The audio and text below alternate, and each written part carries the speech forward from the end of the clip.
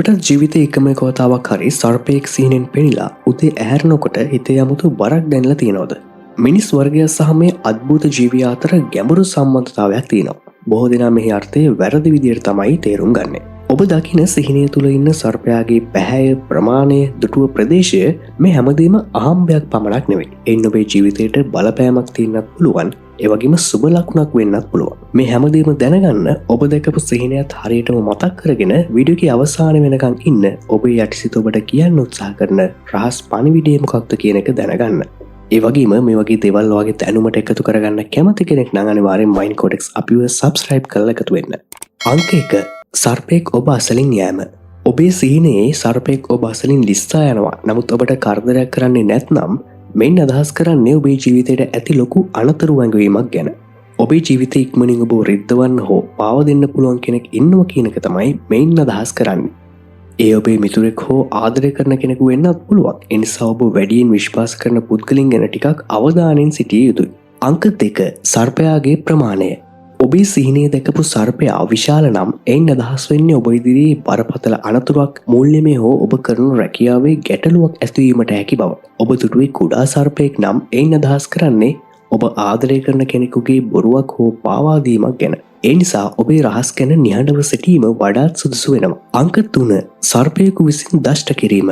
ඔබ දැකපු සිහිනයේ සර්පයෙක් ඔබට දෂ්ට කරනවා නම් එයින් අදහස් වෙන්නේ ඔබ විශ්වාස කළ කෙනෙක් ඔබට සමීප වෙලා ඔබට හානියක් කරන බව. විශේෂයෙන් ඔබ උන්ට විශ්වාසයෙන් කියපු රහසක් එළිවීමට ඇති බව. ඒ වගේම ඔබට දෂ්ට කළ සර්පයා මිය ගියොත් එයින් අදහස් කරන්නේ ඔබට ලොකු කලකිරීමකට මුහුණ දීමට සිදුවන බව. ඒ ඔබේ මිතුරෙකු හෝ ආදර සම්බන්ධතාවයක් වෙන්නත් පුළුවන්. එම සම්බන්ධතාවය ආපහු පරණ විදිහට නොතිබෙන්නත් පුළුවන්. අංක 4. සර්පයෙකු මරා දැමීම.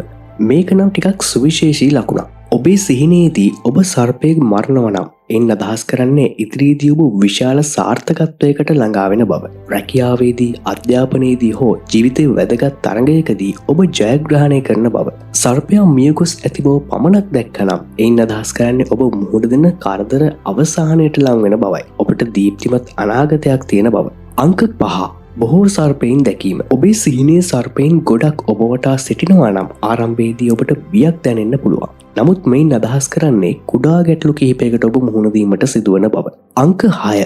සර්පෙක් ඔබ මතට වැටීම. සර්පෙක් ඔබ මතට වැටෙන ඔබ දැක්කොත් එයින් අදහස් වෙන්නේ ඔබේ සිත ඇතුළින් පැවැත්මට කරන අරගලයක් ගැන. ඒ කියන්නේ ඔබ කෙනෙකුට කියන්න බය වෙලා ඉන්න ගැටලුවක් ගැන. අංක 7. සර්පයෙකු වැලීම. ඔබ දැකපු සිහිනයේ සර්පයා ඔබේ අත වටා හෝ ශරීරයේ වටා ඇති ඇතනම් මෙයින් අදහස් කරන්නේ ඔබ දුර්වල බවකින් හෝ යම් කිසි දෙයකට බියකින් සිටින බව. නමුත් සර්පයා නිහඬවම කිසිදු ප්‍රතිචාරයක් නොමැතිව ඔබ යතේ ඉන්නවා නම් ඔබ නොසලකා හැරලා තියෙන ගැටලුවක් ඉදිරියේදී ඔබට විශාල කරදරයක් බවට පත් වෙන්න පුළුවන්. අංක 8. කතා කරන සර්පයෙක්. ඒ කියන්නේ ඔබ දකින සිහිනයේ සර්පයා ඔබට සිහිනෙන් කතා කරනවා නම් මේ නොසලකා හරින්න එපා. මෙයින් අදහස් කරන්නේ ඔබට නරක ආරංචියක් හෝ ඔබ අහන්න අකමැති උපදෙසක් ඉදිරියේදී ඔබට ලැබීමට තියෙන බව. ඒ වගේම ඔබ සිහිනවල දකින සර්පයාගේ කොරපතුවල වර්ණය අනුවත් අදහස් කරන කරුණු කිහිපයක් දැන් අපි බලමු. වර්ණවත් සර්පයෙක් නම් ඔබට සුබවාදී දේවල් වීමට තිබෙන අවස්ථාව වැඩි. ඒ වගේම කළු පැහැති සර්පයෙක් නම් ඔබේ සෞඛ්‍ය පිළිබඳව අනතුරු වැඟවීමක් අදහස් කරනවා. අලු පැහැති සර්පයෙක් නම් පාවාදීම් ගැන ඔබ සැලකිලිමත් විය යුතුයි. ඊළඟට කොළ පැහැති සර්පයෙක් නම් ඔබේ පිරිසිදුකම ගැන ටිකක් අවධානයෙන් සිටිය යුතුයි. රතු පැහැති සර්පයෙක් නම් ඔබේ කෝපය සමග ඇතිවන ගැටුම් ගැන ටිකක් සැලකිලිමත් විය යුතුයි. ඒ වගේම සුදු පැහැති සර්පයෙක් නම් ඔබේ ආදරණීයන්ගේ සෞඛ්‍ය ගැන විශේෂ අවධානයක් ඔබ යොමු කළ යුතුයි. ඇත්තටම සිහින කියන්නේ අහඹු දර්ශන පමණක්ම නෙවෙයි. ඒවා ඔයාගේ යටිසිත වාට කතා කරන භාෂාවක්. ඉතින් ඊළඟ වතාවේදී ඔයා සර්පයෙක් සිහිනෙන් දැක්කොත් බය වෙන්න එපා. එහි තේරුම හරියටම දැනගන්න. මේ වීඩියෝ එකෙන් ඔයා නොදන්න දෙයක් ඔයාගේ දැනුමට එකතු වුණා නම් වීඩියෝ එකට ලයික් එකක් දාන ගමන්ම ඔයාගේ අදහසත් පහලින් කමෙන්ට් එකක් විදියට දාගෙන යන්න.